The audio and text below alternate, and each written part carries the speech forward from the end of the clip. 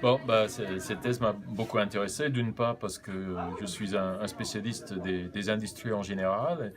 et donc j'étais intéressé par effectivement euh,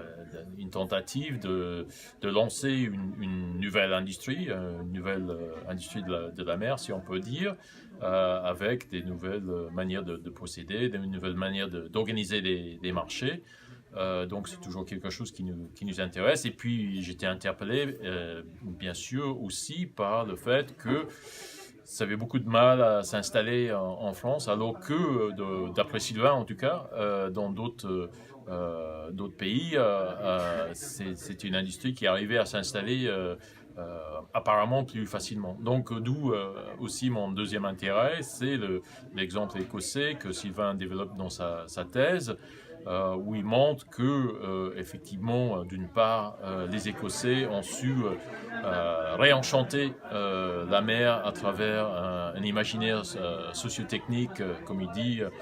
lié aux énergies marines. Et puis, d'autre part, à tisser des liens, notamment avec les autorités à Bruxelles, pour pouvoir à la fois financer, mais aussi plus généralement légitimer leur approche, et donc à lancer cette industrie. Mais à répondre aussi à un transfert de compétences de l'oil and gas vers les énergies de la mer. Effectivement, c'est une autre variable, et Sylvain a souligné ça aussi, vous avez raison, de comment, effectivement, en Écosse, à travers une réflexion qui, je pense, est une réflexion de longue date, c'est comment on fait en sorte qu'on reconvertit une partie de l'industrie oil and gas